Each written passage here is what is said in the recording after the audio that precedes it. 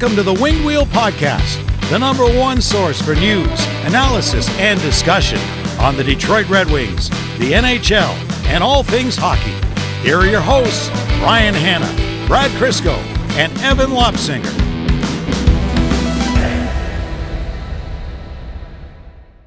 Well, on the table in front of us is a little surprise for you two. It is as you can see. For us two, what does that mean? Well, I have mine. It's under the table, but it just didn't really work. But you can guess by the logos who it's from the Detroit Red Wings. And they reached out a little while back and said, hey, we want to send you something. And I was like, wow, that's awesome. Really excited. Yeah, it depends on what we say about the Ben Chiarot contract. We'll find out what happens inside. I was complimentary on Twitter today. I can't wait to see. Oh, actually, wrong answer. Full disclosure, because we can't, he's a bad liar. Evan already knows what's in there because he can't help himself. I sort of know what's in there. Okay. Brad has no idea. We've hid it from Brad. And so, because the moment I opened it up inside, I went, this is incredible. And I want to surprise the guys on the show. So I get 1.5 of I have literally been asking to open these for like 10 days because we did a morning episode and I just literally walked over to the box and opened it. You're like, you weren't supposed to do that. I didn't know. And I told Catherine what I'm pretty sure I know what's in there. And she's just been all over me to get this thing open. I'm so fired up. Is this why you were so pumped to be at the podcast today? Yes. It was the first time for everything. So this is going to wait until the end of the show. No. There's a signing. If nothing happened, we might have led with it. Because, okay, fair. Yeah, but there was a signing. So yeah, a lot to go on. Welcome to the Winged Wheel Podcast, here to talk to you about all things Detroit Red Wings hockey, the world of the NHL, these gifts to the podcast from the Detroit Red Wings, and lots more. I'm one of your hosts, Ryan Hanna. I'm Brad Crisco. And I'm Evan. Evan, you actually don't get to open it unless you say a requisite amount of words in this episode, and we're not telling you what it is. I'm good then. On this episode of the Winged Wheel Podcast, we're going to be talking Ben Chiarot, extended 3 years with the Detroit Red Wings, a $3.85 million per year contract, and an interesting day online. You juxtaposition this compared to when he was first brought into the Red Wings, I think it'd be kind of funny. We'll get into all the takeaways from that, what it means for the Detroit Red Wings blue line moving forward, the nitty-gritty details on the contract, which are actually pretty interesting. And then we'll get into the Red Wings game that happened, news on Simon Edmundson, the trade market, the playoff race and Atlantic update, NHL news, and more before we jump into overtime. Very quickly, if you want to support the show, patreon.com/wingedwheelpodcast, you get access to benefits like our bonus overtime episodes, which record right after these main ones. You get thoughts with Evan, you get bloopers, outtakes. It's a really good time. You also get access to our Patreon exclusive Discord, and you're automatically entered into all of our giveaways with access to a giveaway for 2 tickets to every Detroit Red Wings home game going directly to our Patreon supporters. Speaking of Red Wings games, Saturday, March 21st, Winged Wheel Podcast Night at the LCA, second one of the season, last one of the season. wingedwheelpodcast.com/Red Wings to get your tickets. Your tickets get you not just a discounted entry into the Red Wings game, but included in them is also a co-branded Detroit Red Wings and Winged Wheel Podcast hat. It's the red and cream Centennial colorway, much like these boxes that are sitting on the table right now if you're watching on YouTube, with the Red Wings Centennial logo on front and our Winged Wheel Podcast logo on the side. They are unbelievably cool. You also get access to the pregame live recording of the Winged Wheel Podcast featuring us, the hosts, Ken Daniels, lead announcer of the Detroit Red Wings, and other special guests to be announced. Every ticket represents a donation to the Jamie Daniels Foundation and lots more. So again, wingedwheelpodcast.com/Red Wings. I think there may be a few gondola tickets remaining. I'm not sure. Okay. I never thought we'd be here, but I didn't think we'd be here right now. I thought we'd get there. It's a bit early, but Ben Chiarot extends for 3 years with the Detroit Red Wings. And I think all three of us had to varying degrees, slightly positive to positive reaction on the contract. It is a 3-year contract. He's 34 right now. He's going to turn 35 in May. $3.85 million. He currently makes $4.75 on the last year of this deal. So he, takes a pay cut. Cap's going up, so an even further pay cut, but call that what you will. And the technicalities of this are important, and we'll dive more into what they mean later, but this is not technically a 35-plus contract. because of how it's structured. So there's no bonuses. It's all straight salaries. So he's not subject to the ramifications of a 35 plus contract. We'll talk about what that means after, but the third year is what was pretty important for a lot of people online, the AAV as well. Let's just overall, your reactions to the deal, the timing, the structure, all of it. This is one of those ones to have an actual coherent opinion. There's so much context you got to factor in. First, what does the defense UFA market look like this summer? Because Chiarot was a pending UFA, and it's a thin market. What he provides to the team now and going forward, intangibles and tangibles. Obviously, one's more important than the other, but he does do multiple things well. And the rising cap, because it's easy to look at 3.85 and go, whoa, that's a lot for a guy who by the end of this contract is going to be a bottom pair guy. But what's the equivalent of that 2 years ago, or when he signed this current contract? That's a $2-point-something million player. All of that, I come out to a net positive because, again, of course, the player cards go out today. Oh, he's a 0% player. Okay, if you think that's actually true. Does he have his flaws? Yes. But does he have his strengths? Also, yes. Ben Chiarot's biggest struggle as an NHL defenseman is puck possession. He is not a guy who thrives off the cycle in the O zone. He doesn't make complicated plays. Whether or not that's because he can't make them or just plays a safer style of game, I think one leads into the other. And I think that is the case with Chiarot.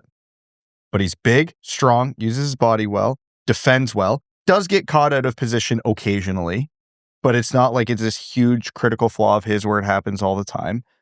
And again, I think if he's playing with someone who plays a heavy puck possession game like Mo Seider, he's not going to do well there. Does he have the toolkit even defensively to match up against the Sidney Crosbys and Macklin Celebrini's of the world? No, he does not. But he's not getting paid like the guy who's expected to do that. He's getting paid like a number 4-5 defenseman. If the Red Wings want to win a Stanley Cup, he's probably got to be a number 5 guy. Right now, he's a number 3 guy. That's not his fault. That's a Red Wings depth issue. That is not a Ben Chiarot issue. Yeah. So you would hope that over the course of what is now a 3-year contract, Steve Yzerman does his job and gets 1 or 2 defensemen who should and will play above Ben Chiarot in the lineup. So, yeah, he's not going to drive offense because he doesn't have the toolkit for it. And because of that, he's going to spend extra time in his D zone. But he defends it well, so it's not the worst thing in the world. And because of that, his analytics look horrible because the ice looks tilted in one direction, which isn't a positive. But at least if you're going to be bad at the one thing, you better be good at the other thing. And he is. Again, I don't think this is a grand slam. I'm surprised, actually, we talked about it before. I thought he was going to get the same contract he has now on his next deal, given how thin the market is and how he's had a bit of a bounce back year. So the fact it's $900,000 less feels like a win. By AAV, not term, you mean. Yeah, by AAV. The third year for a guy who will be 37 during that season, not ideal, but that's probably what you had to do to get that AAV under 4.5 mil. Like I said, all things considered, this isn't a home run, but it's a net positive. It's a good deal because if you didn't sign him, boy, I can't wait to tell you what William Wallinder would look like as a rookie on that bottom pair and Albert Johansson as your number 3. I know for a good portion of this season, I've been talking about like, hell yeah, this is Ben Chiarot contract year. He's doing better than he ever has with the Red Wings. And, you know, partially tongue-in-cheek, but partially seriously. And still, I look at this and I'm like, I'm happy overall that he is staying with the Red Wings because this team has enough to figure out on defense, as Brad just alluded to, without losing Ben Chiarot. Most nights, they trust 3 defensemen when the whole blue line is healthy. Mo Seider, Simon Edvinsson, Ben Chiarot. There's been a resurgence of late of Albert Johansson. Bernard Docker is also playing well alongside him, but that's not been for the bulk of the season. For the bulk of the season, it's been the top pair, and Ben Chiarot's the third guy that they're trusting with minutes. ASP is still developing. He's still really young. He's still really raw. You're not really going to look at important minutes from him until next year, probably. And we'll see if the depth guys that I just mentioned can hang on to this. But for the most part, he's been someone that's been helping them stay afloat. You're not wrong, Brad. Like, he's not out there winning shifts left and right, and he sometimes caved, depending on the strength of the competition across from him, but he's also being asked to play way higher than his station. And I wouldn't even, call him a conservative defender. I do think one of the big flaws is being caught out of position, and sometimes he turns into a little bit of the wild Ben we saw when he first came into the Red Wings. But all in all, and we'll talk about the intangibles in a minute here, he's one of the only guys that brings snarl to the ice. You can see the impact he has on and off the ice to this team. He has really changed his game and sanded down the rough edges in terms of what wasn't working and what was with this Red Wings blue line. And without him, even though this is not a good thing, and it's an Yzerman roster construction thing, but without him, this team would be worse off defensively. I just don't think the Red Wings are in the business of creating more holes when they have other ones to plug. Yeah, I think ultimately the Red Wings didn't have a lot of leverage in this situation. And you can be like, why would Ben Chiarot have leverage? Well, we've seen what this defensive core looks like when Simon Edvinsson's out. And by no means am I saying Ben Chiarot is equivalent to Simon Edvinsson, but you have one guy fall out of the roster and the defensive core looks completely different. So with Chiarot entering UFA market, he would have made, I think, more than what he's currently getting paid. And I think the Red Wings got a pretty solid deal out of it. I think Ben Chiarot fits a need for that 3-year contract. He has totally refined his game in terms of the chaoticness of it. And like you said, he's bringing an element that a lot of the D-core doesn't have. Like, he's kind of being the team dad on the defensive end, and he's beating up some of the younger players on other teams. And the Red Wings need a guy like that. So for me, my initial reaction when I saw the news come out was I thought that was a lot less than what he was going to get paid. I think he would have made a lot more on the open market. So the fact that he's getting paid less than his current contract and the cap is going up, like, that's two huge things that are working in the Red Wings' favor. And I think what the Red Wings also look back on is, remember when they let Perron walk because of Perron's contract demands? And at the time, it did seem like, okay, for that much money and what Perron could actually do on the ice, you have like a little bit of 2020 hindsight, but I think it was hard to let Perron go. And you saw the impact on the bench and in the room. Like, that team kind of came unglued. And I don't think they're keen on repeating that. It's like if you let him walk and bring in another left-hand defenseman and it goes terribly, then it's like, why didn't we just stick with the devil? I'll say the devil we know, yeah. But I don't think that's a fair thing. But it's like, why didn't we stick with a player we have familiarity with and we know where they slot in the lineup and not take the risk of bringing someone in who may or may not work out? And the other aspect of it is, like, the third year of term, like, I think that's a very fair criticism. Like, this is a nuanced thing. You both laid it out great, and I don't think anyone who has the opposing opinion is necessarily wrong. It's a nuanced thing. In the third year of term, I was talking to someone about it, and the thought was, well, if it's this early, who are you bidding against where you need to give that third year of term? Because that's kind of the hanging point, and I think that's a fair, criticism of it. I don't know whether that was a Chiarot wanted the third year of term or he would have been just as happy with a 2-year contract for more money. Maybe Yzerman wanted to keep the AAV down. And like you suggested, Brad, this is the way you do it. Because it's not a 35-plus contract, you can buy it out. They get away without having those restrictions, which is nice. Because my initial reaction was, okay, money is about what you'd expect. The cap's going up to, 113.5 by 2027, 2028. And then I've seen projections for the year after as high as like 120 million or more. So this contract is kind of going to be like the higher end of the going rate for a third pair defenseman that you can rely on. You count the fact that he's a veteran and that he has influence in the room in a positive way. It just feels like the cost of doing business. But the third year of term, yeah, I get that. It's who are you bidding against? Why did you need to do this now? So that's part of it where I'm like, I understand the gripe there for sure. Well, it buys you time to let guys like Wallinder and Bouillon establish themselves, hopefully, as NHL regulars. And we've talked about it. We said if Ben Chiarot is on your third pair, you're probably close to a Stanley Cup contender. So if that's how it ends up slotting out, then we know for sure that the top 4 are absolutely bolt-on NHL players. That's the thing. This is fitting the puzzle pieces to your championship window. I think all three of us have alluded to if Ben Chiarot's on your second pair, you're probably not a contender.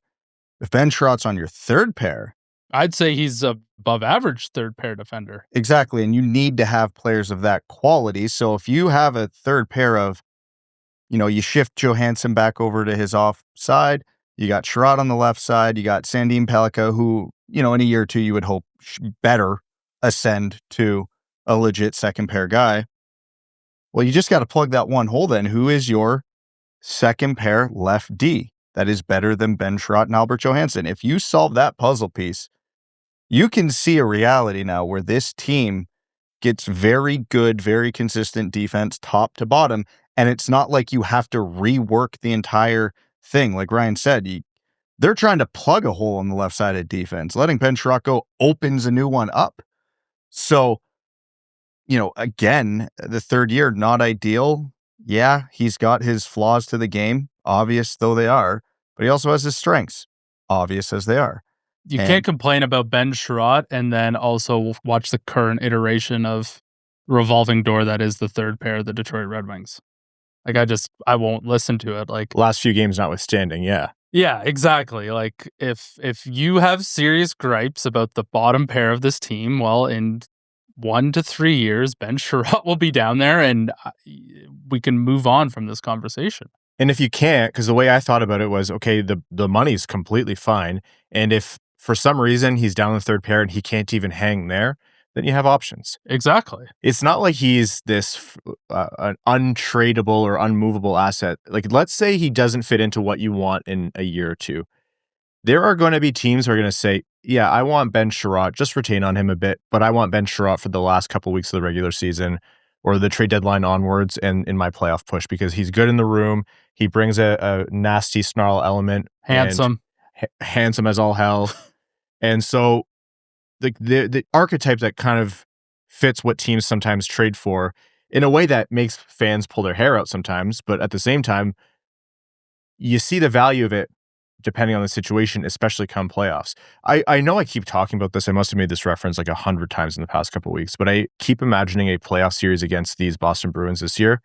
And I'm like, I do believe the Red Wings are a better team, but I don't know how they would fare just because of, playoff style hockey and that kind of game that they're going to bring to them where they really hammer and batter them. Ben Chiarot's one of the only few guys who can, dish a little bit of that. I'm not back. worried about Ben Chiarot in the playoffs. No. So not for the physicality reason anyway. Exactly. Yeah, the deployment is, another conversation, but yes. At the end of the day, part of this is also like the reframing of what contract AAV is in people's minds. Like, the cap has gone up such a large amount already. It's going to go up so much more. It's not the biggest deal in the world. And it's going to feel even less of a big deal if you don't like the contract once Gustafsson and Hall are off the books and then you clear out some of the dead weight. But going back to something you said, Brad, the way this kind of gets tied up in a nice bow is the other side of it, which is Yzerman has to then take care of making sure that Ben Chiarot can be slotted appropriately on this roster, pushed down to the third pair ideally, and so he can thrive there. You make this better by making it better, Exactly. It's a puzzle piece, and that's a term I've seen thrown around a lot, and I think it's very apt. It's just, you got to make sure the right pieces are in the right spot. Ben Chiarot being the number 3 defenseman on this team is not Ben Chiarot's fault. He's doing what he can, and in a perfect reality, that's not the spot on the puzzle he needs to slot into.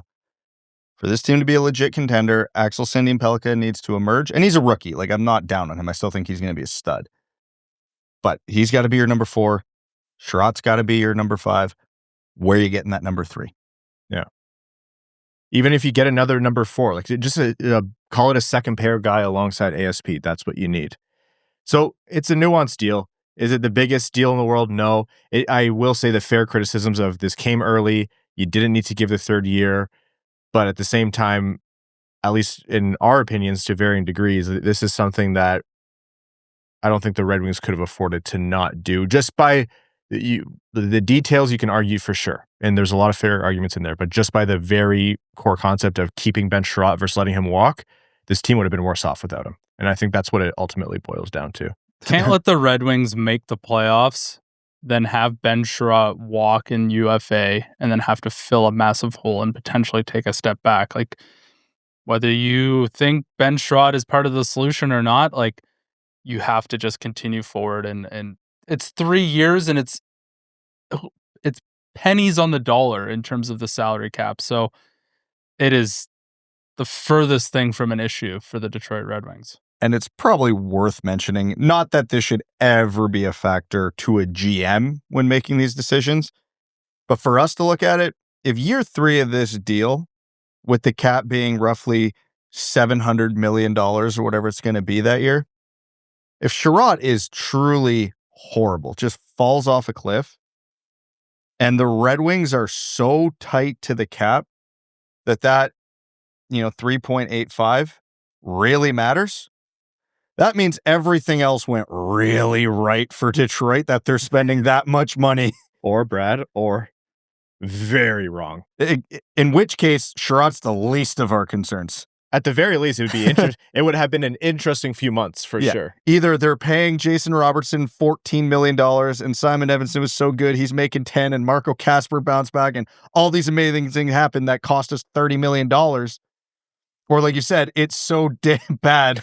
Who cares? They come, they pay Panarin boatloads of money. He just completely checks out. He's completely useless. Yeah.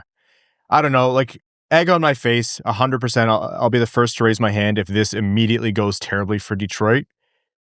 But I think it's just looking at the way you opened it, Brad. There's just so much context beyond what you can see either on a player card or just off of initial indications of what you know of the player. Like, there's a version of this show that would have, there was literally a version of this show that would have reamed out a contract like this. That's what happened when Ben Chiarot initially came in. And the first year was bad, and then it slowly got to be less bad, and, got to a point where Ben Chiarot has carved out a unique and not flashy, but an integral part of this team, whether you want to call it that or not. But once you get to see the development of a team and what's important, you start to appreciate guys like him. And it's not sexy on the score sheet all the time, and you can't have a bunch of him, but you also can't have none of him. And if you could replace him with better players, then great, but it just isn't that easy. So you got to make those concessions. Could be an indication that Yzerman thinks the UFA defense market is going to be really bad, and he's like, well, we have Ben Chiarot, so why don't we just sign him now, get it done with, so we don't even have to waste brain power on this in the summer. So whether people want to admit it or not, the Red Wings need Ben Chiarot, so get this done. It's not a 6-year contract, and it's not $6 million. So at the end of the day, this is part of the puzzle, and if they can get Ben Chiarot down on the bottom pairing, and if an injury happens and he has a spot fill as a number 4 guy, fine by me. That's a Ben Chiarot contract. Definitely going to be contentious, so let us know what you think. Curious to see how people land on this, but at the very least, the room stays that much better looking. It makes me sad when I see him have that much hair. I'm like, he's older than me. God. Anyways, let's get to the other defense news here, and then we'll do the game recap on the other side of the break. But Simon Edvinsson, before the previous game against the LA Kings, after Detroit got back into town from their little mini road trip, was confirmed to be out through the rest of the games until the Olympic break and the Olympic break as well, which means that before the LA game, that was at least 5 games that Edvinsson would be missing, and the entire Olympic break. So those couple weeks are give or take. So tough news for Edvinsson, because I think he would have had a chance to spot fill as an injury replacement for Team Sweden. Terrible news for the Red Wings, as they are going through not the easiest stretch of hockey here coming up. They have Colorado a couple times and some other not so easy teams. And you hope that that break is enough for Simon to get healthy. There was indication that they're pretty optimistic that on the other side of the break he'll be available, but you don't know until you get there, right? A lower body injury, so we'll see how he recovers. But that's probably a silver lining, actually, that this happened when it did, because if that 5 games was like 12 games, that could have been the season. With how tight the Atlantic is, could have been it. And it's extremely pessimistic to say, but with a couple games against Colorado there, I think this year we can call those schedule losses. Not because it's necessarily a back-to-back or a road game, but because it's the Colorado Avalanche. So give Simon the maximum amount of rest. And Yeah, hopefully then with the Olympic break, that is truly just extra recovery time and he comes back at 100% rather than coming back at like 80%. We've seen Red Wings rush back from injury or Four Nations and not be at that 100%. And we've seen how big of an impact that is to the team and their place in the standings. So if they can allot Simon enough time to just shut it down until after the break and then come back at 100%, I think that's a way better option than trying to rush him. And you'll see a lot of teams doing this as you get closer. A guy's tweak something, battling something. Screw it. Let's just give him 3 weeks off. Apparently, that's what the New York Rangers are doing. So, yeah, Panarin's got that mystery injury of you better accept one of these trades, otherwise you're sitting forever itis. No, that's the you will accept one of these trades or you will have an injury. Anyhow, the timing, again, even just with the break was good, but let's say this happened a bit sooner. And let's say he was able to come back and get healthy just in time for the Olympics. Then the Red Wings have another player who might be not 100% because Raymond, though playing better still with his shoulder, you know he's not 100%. Larkin's got to be battling something. Like that game against LA was another one where you're like, what's going on? And then you do Edvinsson as well. Like that would have been god awful. I'm very pro Olympic best on best hockey. I want to see it. It's great for hockey. We lose our minds for it in the best way. Like hockey fans just go feral for it. But from a Red Wings perspective, it could have been devastating. So we know it's not a lower body injury because his ass is very clean these days. Oh, Dylan Larkin? Yes. Yeah. A lot of butt related ads. He had the hockey butt with the pants. Yep. Now he's got the Charmin and you know what? Good for him. The Charmin Ultra Soft jokes are going to write themselves. Yeah. Next game he comes out, just cross-checks Nathan McKinnon right in the face just to put it to bed. That's what you got to do, though. I think so. I'd be pumped up. I don't know what the bag is on. Pre-Olympics especially? Who was it? Remember when David Backus was going on the Canadian tour, just fighting every Canadian leading up to the Olympics? It's the beautiful game, man. This is stuff you love. You don't know you're in the golden years until you're out of them. Yeah, I know. It's like the Office quote. Okay, we're going to take a quick break here to hear from the sponsors of the Winged Wheel podcast. And when we're back, the game recap against the Kings and lots more. Back after this.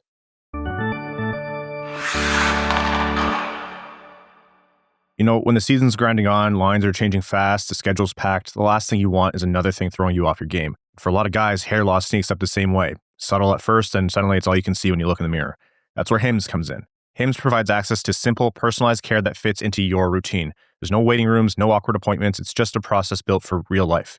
You complete an online intake form, you answer a few questions, and if you're prescribed, you can access treatments designed to help stop further hair loss and support regrowth. Hims provides access to medications made with doctor-trusted ingredients to help accomplish this.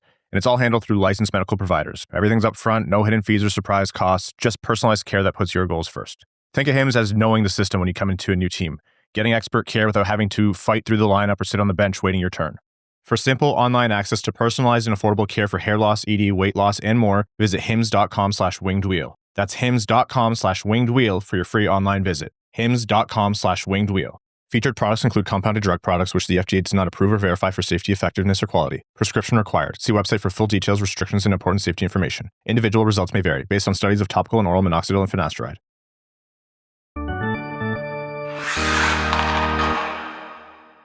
Before we jump into the game recap, Evan, do you want to do the boxes now? No. Okay, I was gonna say no anyways. Okay. God, man. Game recap. Red Wings versus Kings. Could have been an email. Slap the label on it. Nothing happened until the very end for Detroit. That was a very frustrating game to watch if you're a Red Wings fan. Absolutely lifeless effort offensively. 0 for 4 on the power play. Through 2 periods, they had 10 shots. And even I think a lot of fans did as well. I would have helped my night. You should have texted me. I would have been a lot easier to cover that game. The Red Wings offense was absolutely they were completely shut down by a very controlled, tight checking game by the Kings. You've seen this kind of game plan against Detroit a few times by a few different teams. I think there was a Rangers game earlier in the year where they really did it well against Detroit. Basically, Detroit could get nothing going offensively. They could never retain possession in the offensive zone, trying to break in. And whenever saves needed to be made, like they were made by the Kings. So it's any opportunity Detroit had, sparing though they were through the first two periods, there's just no life to it. And this wasn't a team that was firing on all cylinders. Without Simon Edvinsson, but both the defense and the goaltending, you can't really blame the loss on. Gibson was great, and it was only 1-0 heading into the third period. So even though, the Kings scored a goal that you can look at how the play broke down defensively, it didn't break Detroit's back. It was the offense just didn't show up to the arena that night. Not to make too much out of one game. Every team in the NHL has flat games where they underperform and lose a game that maybe they could have won. It's the NHL. It's hockey. This happens. So I'm not reading anything into it beyond the only thing that bothers me about the Red Wings is every team has an off night. But man, do the Red Wings off nights still look bad. They look familiar too. Like you can kind of see how it's going to happen. And I think that lends to the game plan thing, right? Like the Red Wings are they're not easy to play against. Like they have a lot of good players. This is a good team now. You can't deny that. But it's almost like if you execute well in your defensive game plan, you can beat them in a almost predictable way. Which is hilarious because the Red Wings played exactly like that as a bad team for what feels like 5 years. So you think they would know how to play against themselves. No, their former selves, I should say. There's just so many different Red Wings now that, it's not even familiar, but they should. They should have all the blueprints right there. But I think you have to be a little bit good at least to do what LA did. Otherwise, Detroit would have won more games. For sure. Like they still have some good players. Like they're still a half decent team, a team floating to get in the playoffs again. So you just wish that when the losses happened, that they weren't so anemic and almost feel like they were self-inflicted. Mm-hmm. That's what that game pretty much boiled down to for me.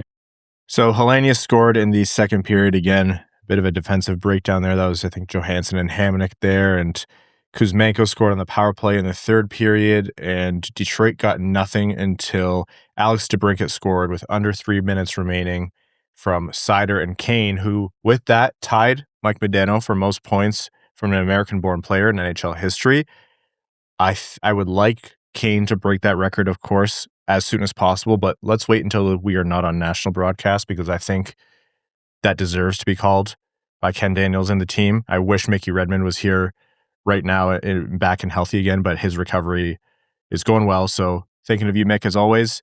But Patrick, take a few nights off, Let's give this one to the home broadcast. But still, DeBrincat scored his 28th of the season, gave Detroit some life. Kane almost scored right after that. He almost broke the record right then and there, but just nothing doing. And then, unfortunately, the worst dude just scored an empty net goal. Corey Perry seals it to make it 3-1, and Detroit drops that one to a Kopitar-less LA Kings. Really hate when the cherry on top is just a punch straight to the face. They showed, Perry going over and giving a fist bump to Kane, like, congrats, like, from the same kind of era. A cool moment. I was like, yeah, that's really nice. Still hate the guy. We appreciate the respect, Corey. Thank you. Now get the hell away from him. Cup checked him right after. Probably. Yeah, it's funny because in a game without Simon Edvinsson, you're like, okay, is the defense still going to hold up? And again, there was a moments there where you're like, yep, they broke down. It led to a goal against, what have you. And you can look at what you don't like from the penalty kill that led to the power play goal against. But that's not what a bad Red Wings defense looks like. A bad Red Wings defense looks substantially worse. It's way more than one goal against going into the third period. So anemic is right. And it's a little frustrating. You're kind of damned if you do, damned if you don't. If it was the defense that let you down, you're a little frustrated. If it's the goaltending that let you down, you're a little frustrated. But it's almost even worse when it's the best part of your team, which I think is the offense so far this season. Yeah, it's just annoying when the Red Wings have a few days off, get to play at home. You got LA coming through on an East Coast road trip, and you really lay an egg. I guess one of the silver linings is you're not giving up points to an Eastern Conference team, but still, that's probably the easy game on the next slate of games. So you're in the Atlantic, you really got to bank your points when you can, and that kind of feels like one that just slipped away. With the time off and it being a home game, you know what this game reminded me of? And Evan, I know you will relate to this on a spiritual level. You work till 5 o'clock. You have that 9:30 I work early till game. 4, but that's okay. Different tax bracket, Brad. Yeah. You work till whatever friggin' time you work till. You get home, you melt into the couch. Then you got to get up a few hours later to go play a beer league game. And your thought at that point is, there's nothing I want to do less right now than move. That's what this game felt like for the Red Wings. They had spent 2 days on their couch and it was like, ugh, fine. Yeah. You said at the beginning, you're not, panicking. And I think that's important to not panic, but you got to get it back into gear. Like externally, I'm not. Internally, is that because of the team or because the problem is the Atlantic just refuses to die, and that's except for the Leafs and Sens. Well, that's low hanging fruit. They're very much dying. Yes, yes. I don't want to get flipped off, so I won't say anything else about the Leafs. Well, I heard they send the fine money to the person who got flipped off, so you should try. Oh wow, that's a lot of people then. I still maintain that whoever was sitting below Nylander in the box the next night should have said, "Do it again, you won't." Agreed. I know what Nylander is. He would have done it again. Speaking of you know what? We'll get into the rest of the Atlantic later. So Detroit upcoming has Washington coming into town Thursday night, 7:30 p.m. Eastern. And then on Saturday, matinee game with the Colorado Avalanche in town, 1 p.m. Eastern. Oh, Red Wings matinee games. I don't know what the record is this year, but I think historically have not been great. I think they've had a couple good ones recently, but yeah, and it's always the team that has the sickos that go to bed at 9 o'clock. 100%. It's just like the New Year's Day game when they had to play Sidney Crosby. Guy was drinking waters all night, went to bed early, brushed, flossed, mouthwashed before bed, and the Red Wings have to play him the next day. It's the same thing with Nathan MacKinnon and Cale Makar. Nathan MacKinnon hasn't had a non-complex carb since before I was born. We should show him my pantry at home so he has an aneurysm. He would shoot you. He would. You go to jail for spiking his drink with refined sugars. He would die. Immediately, he would just have an allergic reaction and die. We'll see how they do. So it's not an easy slate. And then after that, we'll be back with you on Sunday. And then after that, they're in Colorado, 9 p.m. Eastern game. And then in Utah on Wednesday, 9 p.m. Eastern. And then we'll might get flipped off again. Oh, man. It's funny what one loss does. It's like they were gonna lose. At some point, you're gonna lose. It is what it is. It's you just get so used to winning. It's such a weird thing. I think that's part of this team getting better. Is you don't know how to adjust to like normal losses. Sometimes the fan base has a tendency to panic. It's one game. It's just though like the underlying. You want to get through this slate without Edvinsson and just survive. You're not going to win all of them, but if you can grab half those points, I think you're pretty happy there. All things considered. So that's the Red Wings game. That's what they have upcoming. Let's talk about the Atlantic a little bit. The Leafs are so lucky Ottawa has terrible goaltending because they'd be so far at the bottom of the Atlantic, it wouldn't even be close. A lot of models have them saying like they should be even lower. Their strength of schedule is just a little bit of why they've, attained the points that they have to some degree. It's going to be hilarious if they get like the 6th overall pick and have to give it to Boston, because I think their pick this year is top 5 protected, right? Oh yeah. Oh my God. This is not a good year. There's a chance both the Leafs and the Sens have to give up their first round picks. That's very funny. I'm kind of here for that. Yeah, with the Senators having to forfeit theirs, that is exceptionally funny. But the rest of the Atlantic is just a bunch of sickos. What's the stat with the Sabres? This is from the Sabres account. Their winningest 23-game stretch in franchise history. They're 19-3-1. I checked the standings after Detroit lost. I'm like, surely Buffalo must have lost a step. And so when Detroit dropped one game to drop them down to 7-2-1 in their last 10, they'd still have margin over the Sabres. No, if the Sabres win their 2 games in hand, they pass Detroit for the 2nd divisional seed. They might win the division. They could.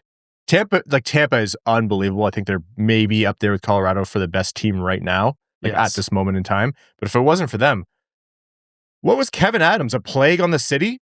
Was it due to Horcrux? Like, what's going on? I have no idea. It's remarkable how their season's kind of just turned around, it's just, I don't know. It's crazy. There has been a thought floating around that I've heard on a couple podcasts now, and I've read a few times online. That to me would be top 3 funniest thing in the history of hockey. Does Kevin Adams get GM of the Year votes? I think it's so funny you have to do it. Because almost everything he did. Jarmo hasn't made a move. The Peterka trade looks great for them. Josh Doan is a stud. His draft picks look like they're mostly hitting. I just... He built this team. Jarmo hasn't touched a thing, and they're a wagon. It's not like Jarmo's on the bench either. Like, you have to be seething, right? Oh my Every God. time they win, he's like, oh, come on. Well, at least he's got they keep winning. He might get another job, which I don't think was a guarantee. And also, on a fun side note, if Buffalo made the playoffs and the standings were as they were right now, who do they play in the first round? Detroit.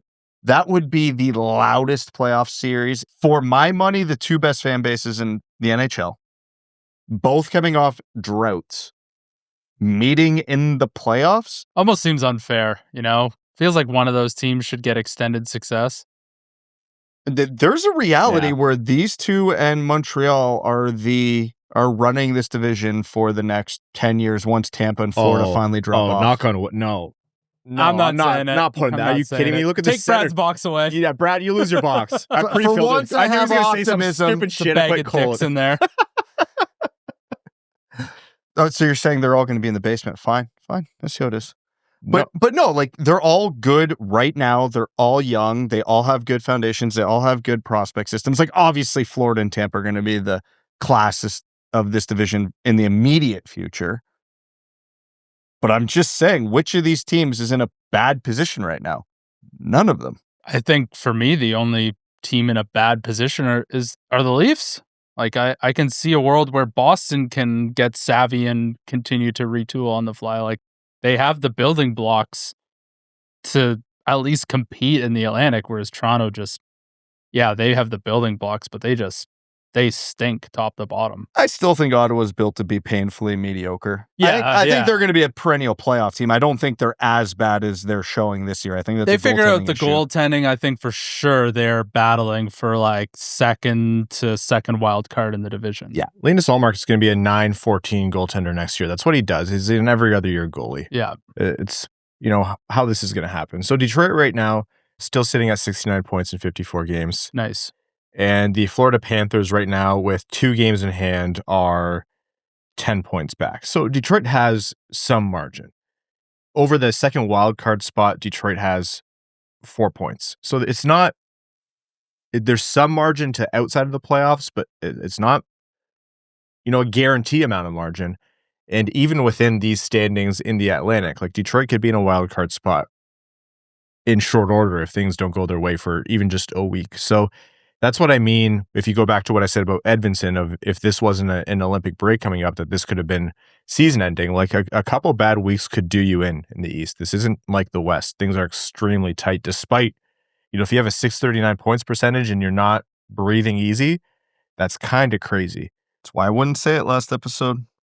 Oh yeah, you're absolutely right. I was trying to goad you into doing something dumb for sure. Do you know Nikita Kucherov has 80 points? Yeah. I don't want to be the I was told Steph couldn't shoot guy, but people somehow still sleep on Nikita Kucherov as one of the best in the league. Does John Cooper get Jack Adams serious? If he doesn't win it this year, he's never going to. Right? Like no Hedman, doing? no McDonough. Like those are your two workhorses on the back end. And like JJ Moser's now a borderline Norris Darren guy. Radish is apparently unreal. Point per game guy. And I don't think Braden Point's been all that good this year, but hurt as well. Yeah, like Tampa continues to just be an absolute wagon. Bednar is the odds-on favorite.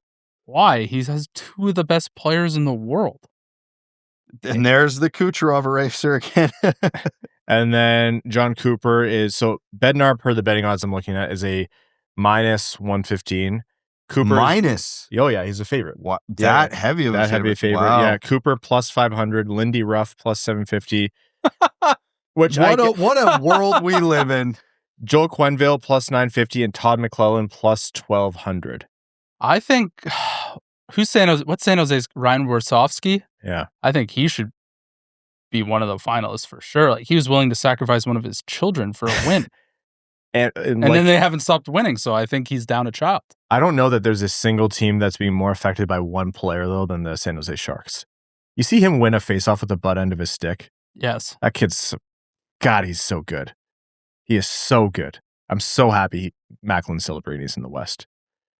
Anyhow, that's the playoff race, and it's still a race. Like, it is absolutely still a race despite how well the Red Wings have done. So, though it's unfair, there couldn't have been a more poorly timed year to try to make this big leap because the rest of the East seems to have made the leap with them. Any other year right now, we could write in pen, Sharpie, chisel it into rock. Oh, the Red Wings are making the playoffs. Nope, not this year. No. This is some kind of penance. Okay, let's get into league-wide NHL news. First off, a couple trades. There was an Andre Palat trade between the Devils and the Islanders, and then a Carson Soucy trade. Two unlikely trading partners, the Rangers and the Islanders. So we'll start with Palat. It was Palat and New Jersey's 3rd-round pick and New Jersey's 6th-round pick in 2027 for Maxim Siplikov. What a cap dump. Just a cap dump.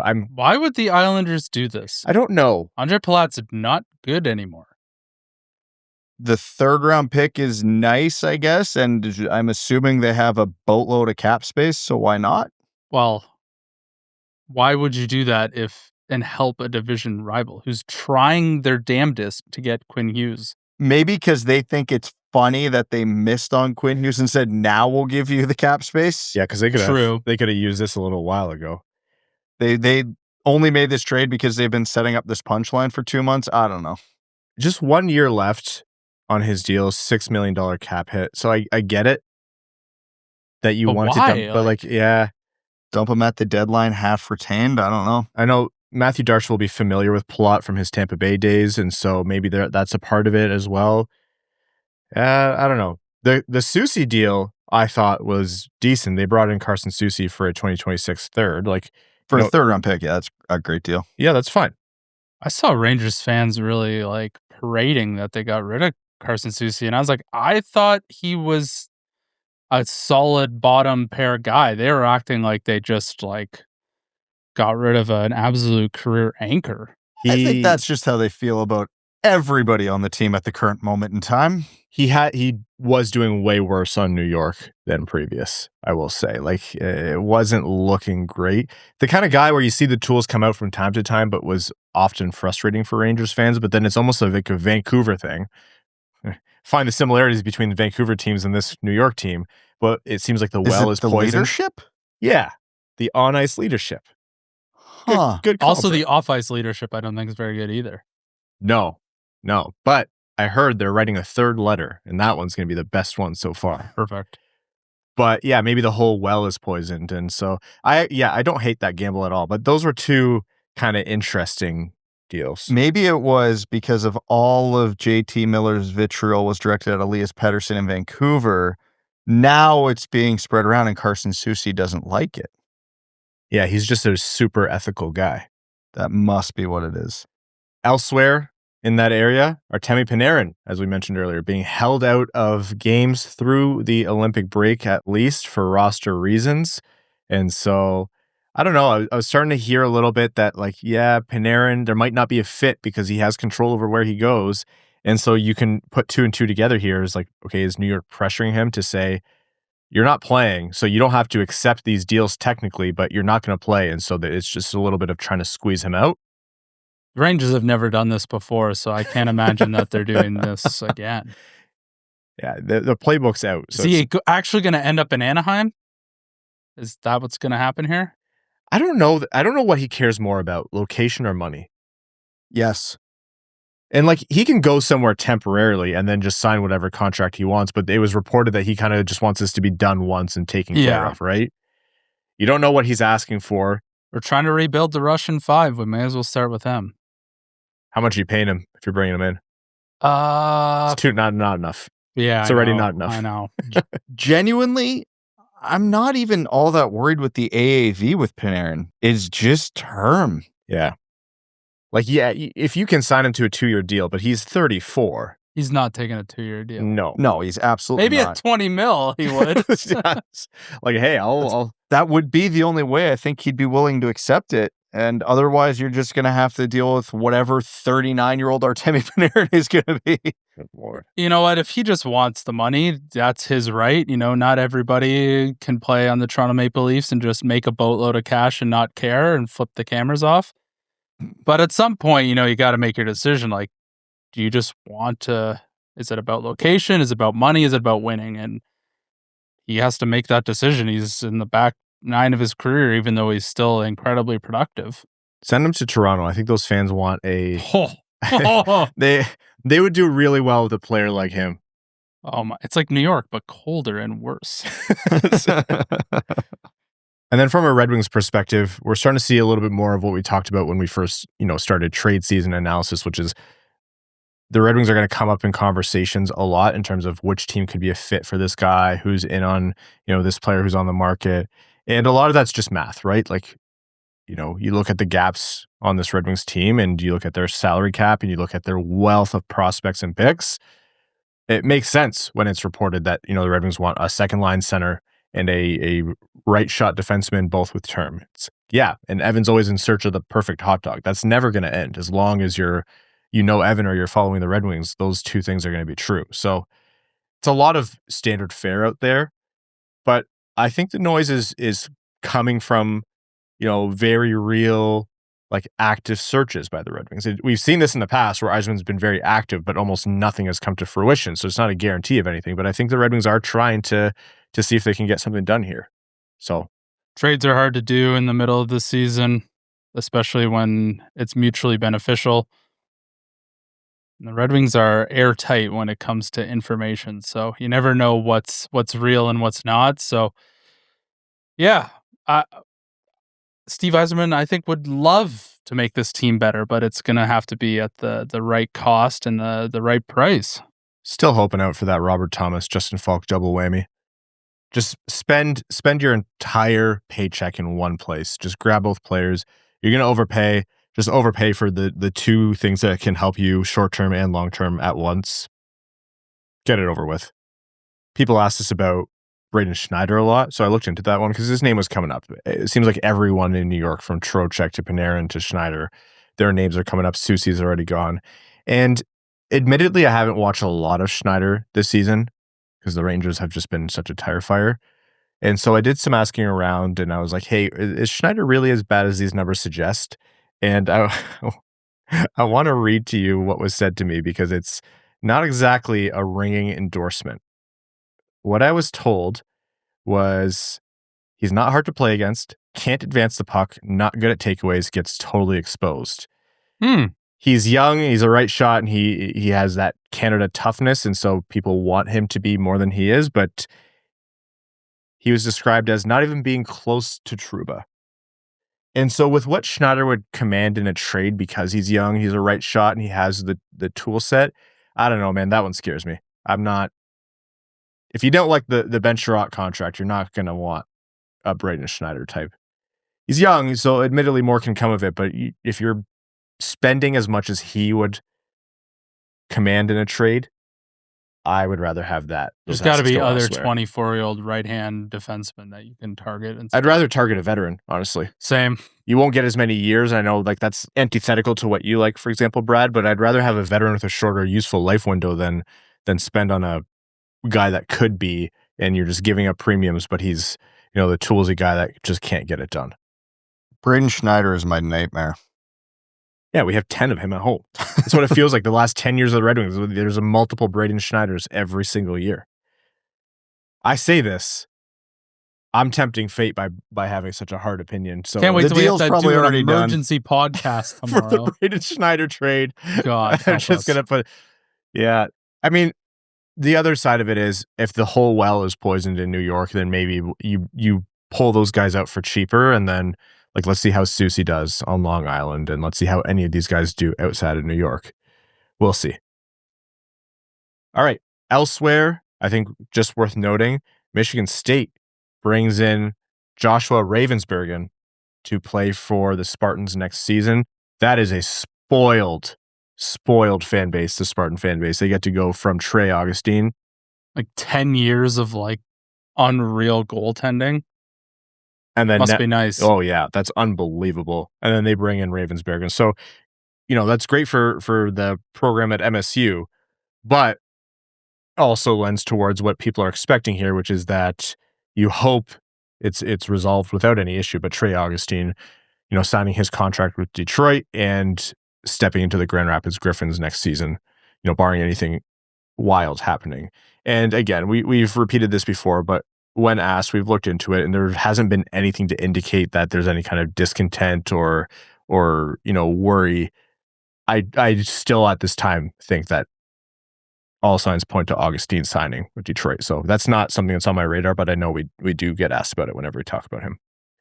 All right, another quick break here, and when we're back, the overtime Q&A segment on this episode of the Wind Wheel Podcast. Back after this.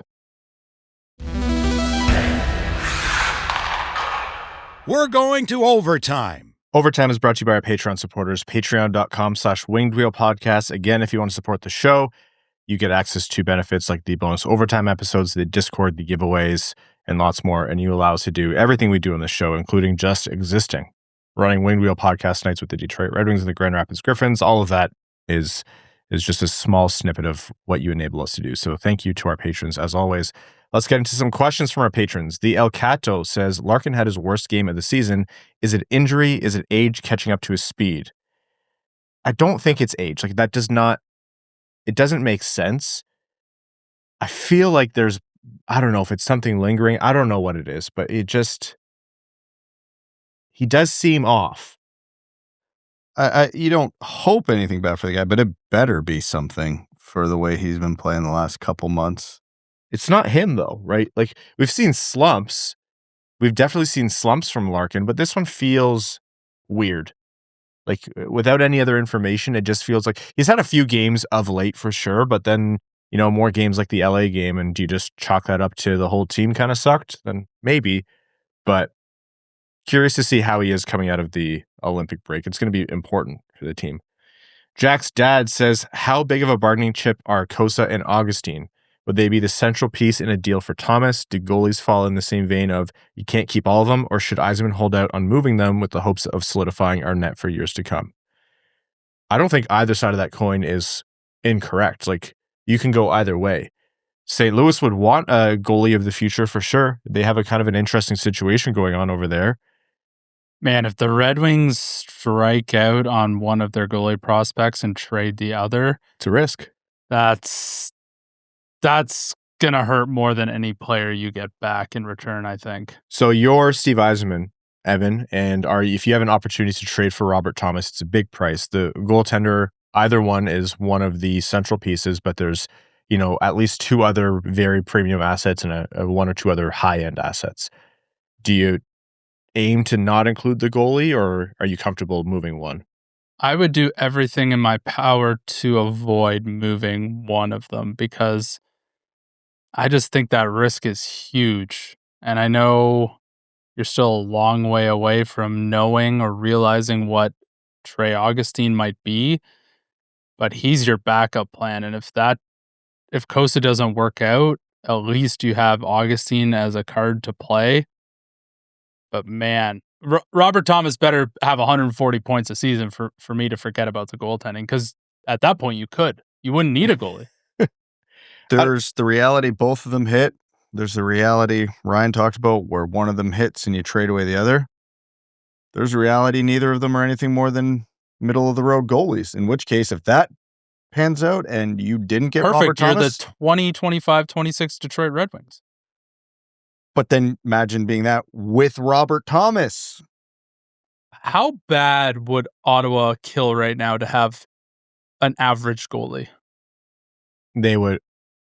I would say they trade a first-round pick, but they can't exactly do that. They'd find a first-round pick and then trade it. They would lose. Oh, my God, yeah. And how terrible would that be for the rest of the Atlantic if Ottawa just had a good goalie? My God, that's another team in the mix. Yeah, that's the thing. A goalie can make or break your season, but you often see like random goalies being just fine for you. It's like it is the most important position any given night, and there's so few bolt on, this is one of the best goalies game in and game out. But it feels like you can go to the bargain bin and you don't know if you're grabbing a dud or a random gold nugget, but the bin, for some reason, has a ton of gold nuggets in there. They have an expiry date. They don't last very many years, but you can just keep going back to the bin. It's a weird position. I'm kind of in favor of only for something like a Robert Thomas deal, you move one of them if you have to. The same way of like, I'm not for the right price, and it was a very high price of Quinn Hughes. I wasn't afraid of moving ASP. It's not ideal. You don't want to. You want to keep the kid. But if you want to get a bit uncomfortable, there is a threshold where it starts to make sense. So I don't know. I'm more liable to look stupid than you, though, in a hypothetical GM move, Evan, if I do that, because you could be the butt end of a lot of jokes for a long time. Moving on here, Evan's RBF says, Yzerman's done a good job building this team up for the future. Once we make the playoffs and eventually in our cup window, are you worried how Yzerman will GM? Will he overpay for rentals, or is he always going to want to make a trade with term attached? I don't know how to answer this because I don't know that Yzerman's going to be GM for that much longer. Like, how much longer is he going to want to be GM? Like, in the cup window, how many years away from that? He may have handed off the reins by then. Right now, he seems very against rentals, and that's the right call. So I think he's very cognizant of situational deals and timelines. Jeff, spelled the stupid way, says, as we near the trade deadline, do you think Yzerman will actually close any significant non-depth moves? His tenure with the Red Wings indicates he won't make trades that are risky but potentially high reward. To get a real impact player, he's going to have to make an uncomfortable trade.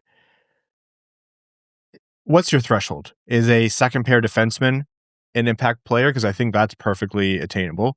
Let's say giving up an A prospect or a first round pick, like that level of swing. It's just unlikely because it's the NHL and it's the Red Wings, right? Like I think it's more likely than it's ever been for Yzerman, but I'm not going to handicap that as a probable scenario. Yeah, my odds of that happening this year jump up from like a 10% that I had last year to like a 25 to 30% this year. I think that's spot on where I'm thinking.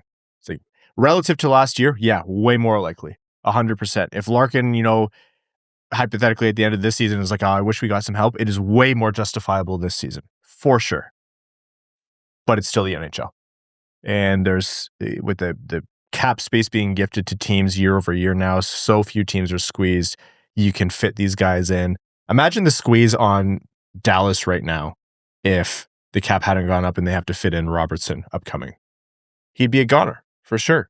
Yeah, it's great when you draft guys, develop them, and then you have to give them away because of an artificial limitation on how much you can pay them. You've already won your argument. The cap's not real anymore. I know. Yeah, you're feeling good. Taylor Casper Optimist says, is there a world where Soderblom would be an upgrade on PP2? His puck protection, reach, and fantastic hands all give him a possession-type game that we've seen come to life the last few weeks. The second unit seems to struggle holding possession, and he's been keeping the fourth line effective with his skills in the O-zone. It fits. What are your thoughts? I like Soderblom, and what I'm going to say is going to come off as extremely insulting to Soderblom, and it's not meant to be. He's good. He's a valuable NHLer, etc. I'm not saying Soderblom can't be that guy. It infrequently translates to offense. Not never, but infrequently. Looking at that second unit, do I like that unit? Not really, but who am I pulling off to put him on there? I don't know. I'm a bit more open-minded about it. Like, I think we've seen him, 24 years old. You're not, 21, 2019. And so a little bit more is baked in, but we also have seen him change his game over the past couple seasons in meaningful ways. And so I think it's, at some point, if you need to have the look, it's worth seeing what he can do. The production's not there right now. What does he have, like 3 points a season? So for sure, it's not like he's kicking down the door. But I see the thesis, and you never know. But I wouldn't bet on like a big explosion of offense being unlocked all of a sudden. Maybe he's a power play merchant. We just don't know. We'll take those. Dan Bell says, if Yzerman fails to boost the roster before the deadline and the Wings miss the playoffs again, does the organization move on? Extreme, I know. Or would the players lose confidence in him and set their mental growth back a few years? And then the next comment is related. Brand new name level sponsor says, thinking back to Larkin's disappointment after the last trade deadline, do you think this year's success has been enough for Stevie to buy at the deadline just to avoid signaling to the team they aren't good enough, even if we might be? All right, so there's a theme here. And I will say what I've always said about Yzerman. The team is not going to move on from him. It would have to be tragic, and that ship has already sailed. Like, they've done too well this season. Yzerman's leaving on his own terms. I think we're already too close to the end of that runway in terms of how much longer he's going to want to be GM as is. I don't think there's any way the team initiates that divorce in a worst case scenario. And in terms of, is he going to want to bolster the team with something? I think he's going to try to do something for the team. Yeah. He'll try, and if he strikes out, he can always walk into the room and go, I tried. And even go to the extreme. We could have got this guy, but that would have meant you're gone, you're gone, you're gone. You guys happy with that? And just like remind them of the realities of what it takes to make a big trade in the NHL. Now, that being said, that's a poor excuse. But at the same time, I'd still rather him do nothing than give up a first round plus for Justin Falk. You know what I mean? Sure, you want to go put that on the line right now? If it happens, it happens, and I'll deal with it. But I'm stating now, I'd rather they didn't. Shy Guy says, does this extension sort of lock in a bottom pair of Chiarot ASP for the next 3 years or so? Likely want to add a top 4 D who can maybe play with Albert or ASP on that second pair for the contention window. I think there's some surgery to be done on this defense, just in terms of seeing who of the emerging players or players who are playing well are actually going to stick in those spots, whether other guys can slot in around them. Like we said before, you don't want Chiarot playing a ton of minutes in the future. So if you're adding a top 4 guy, it's going to move everyone down. Is ASP ready to be a bolt-on second pair next season? I don't know. Ideally, but he'll still be very young. So I don't think anything's bolted down right now. Okay. With that, we're going to take another quick break, and when we're back, the guys get to open their surprises. 1 gift each before Christmas morning. Okay. Kind of vibe. All right, back after this.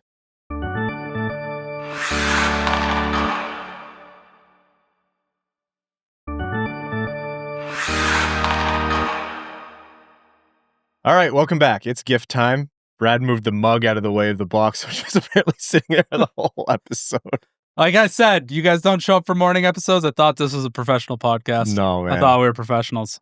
Evidently not. That narrative went away as quickly as it came in. Here are our gifts from the Red Wings. You can see it's the Centennial theme box. You guys can open it however you want. Maybe, Brad, you open it on the table so to be closer to the camera. So the side that's facing you, and apologies for the audio here, but the side that's facing you is the side that opens up. And this is sweet. So I'm very excited. I've been waiting for this for many, many days. I'm letting Brad go first. Yeah, don't look, Brad. Because I know it's in here as well. Which side opens first? You said facing me? Facing you. See how it hinges open?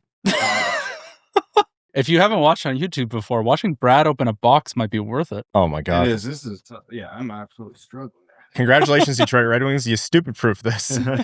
So inside, we have I'll read out the placard as the guys are opening the gifts. But the Red Wings say, this season we proudly celebrate 100 years of Detroit Red Wings hockey, a century of grit, glory, and generations of unforgettable moments. As we mark the centennial, we're honoring not only the players in history, but also the passionate community that has carried us through every era, including you. We hope you enjoy this curated box of Hockeytown history and pride, featuring Centennial jersey, courtesy of Shop Hockeytown. In this jersey, they had... Let's pull the jerseys out. This is... I'm not a big... our own names on jerseys person. I think it's a bit of a jersey I had foul. a bad feeling all of a sudden that I was going to get 69 on the back, but it's 26.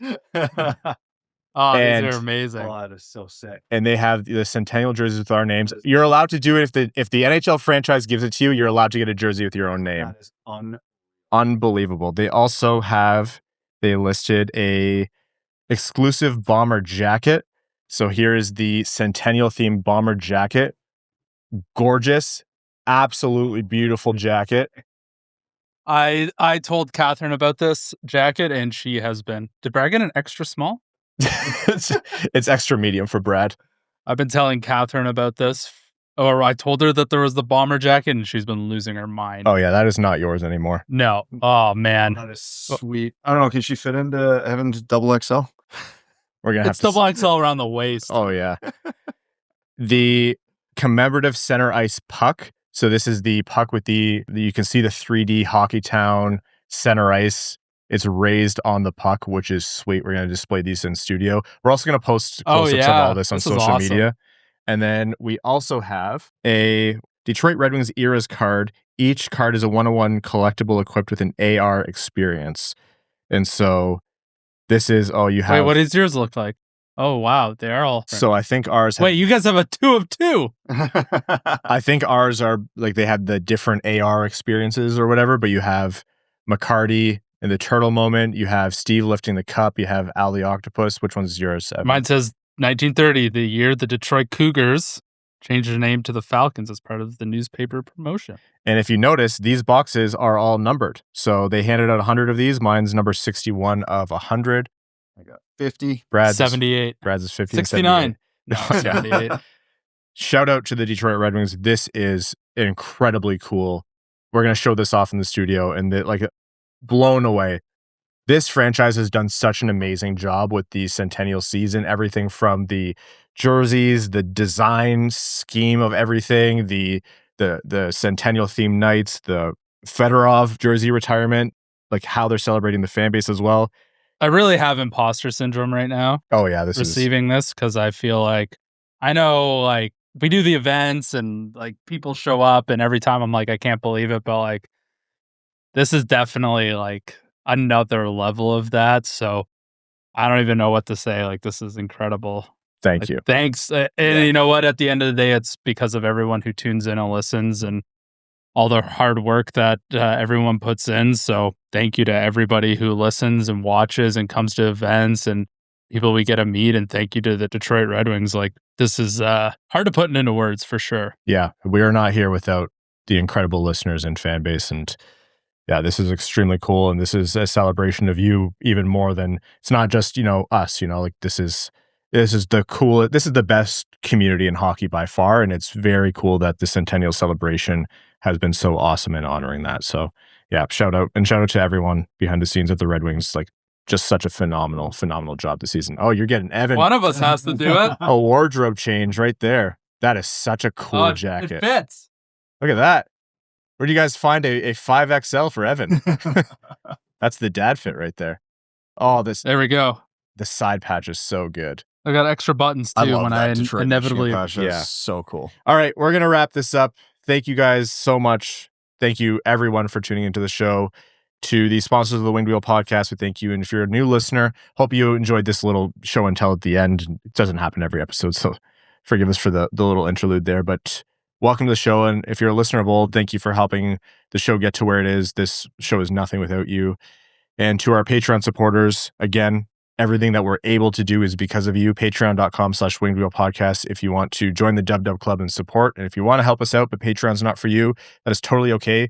Wherever you're getting this podcast, if you want to subscribe, be it YouTube, Spotify, Apple Podcasts, it all really helps us out. If you leave a rating, a review, a thumbs up, a like, it's extremely beneficial for us, even if you don't want to do Patreon. To our name level supporters on Patreon, we cannot thank you enough. Arjun Shanker, Akefer, THL Champ, Samuel Soderholm, Klaus Sorensen, Glenn Brabham, Rain Dano, Below Average Ball Hockey Goalie, Darb EQ, Matthew M. Rice, Sea Lion, Detroit Style, Deep Dish Seider, Bingo Bango, Hassam Al-Qassem, Asher Killian, Kalen Wood, Alex Toger, That's What I Appreciates About You, Derek Enstam, Matt McKay, Andy Hardcore, Sam Bankson, Citizen High Five, R.A., Aaron Hudson, Admiral Matt S. The Cheesebag Navy, The El Cato, Stephen Ortlieb, Jonathan Miller, Give Blood Fight Probert, DJ Denton, Carl Brutina Nanaluski, Jay Gollum, John Ingalls, CB55, Connor Scovey, Adam Zuiza, Adam Rose.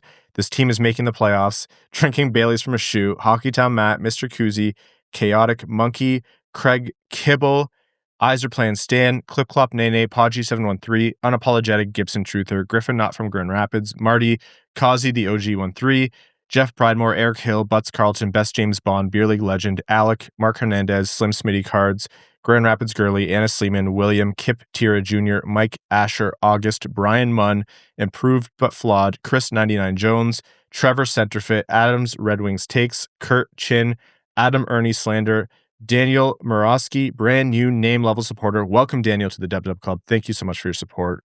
General Andy Bohan of the Cheesebag Army, Quaz, Dylan Larkin Trade Sacrifice, Evans Softness Problem, Matt Keeler, Linda Hull, Connor Leighton, Good Cop, Brad Cop, Josh Yelton, Brad Simmons, Darren Fick, Bex, The Hodag, Daddy Pastor Jake, The 50 Shades of Grace, Maximilian, Commander Ben Baird of the Cheesebag Space Force, Sandin-Pellikka's Pet Pelican, Griffey Boy, JM Rhapsody, Frank Stanley, Joey Jojo Shabadoo, Pucking Puck Puck, Rosie Posey, That Other Guy, Tom Yzerman Respecter, Carl Thames, Nerno, The Hat 123, Steven, brand new name level sponsor, AA Ron, Corey Prida, All Motor No Hands, Gene Sullivan, Stinky Britches, James Pridemore, Upernadian, Drop the Puck, Eric Nance, and Stanislavski, Jim, Bellingham Massiballs, Wings Fan in St. Louis Scott, Lucas Reitman, Cops, Gump Lip, Trent Thorough, Grepsky, Evan Beckner, C.E. Hayes, Finney to the Rafters, Jacob Marsh, Falkness, Fight Night at the Joe, Axel Sandy Pelican, The Octopi's Ninth Leg, Finney the Pooh, I'm Evan, you're Evan, we're all Evan,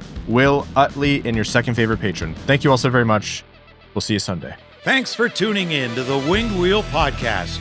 Be sure to visit wingedwheelpodcast.com, where you'll find links to subscribe to the show on Apple Podcasts, Spotify, YouTube, or wherever you get your podcasts.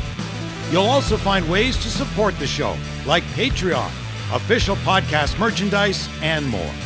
And don't forget to follow us on X at WingedWheelPod, at Ryan Hanna, WWP, at Brad Crisco, and at Hockeytown Evan, as well as Winged Wheel Podcast on Instagram.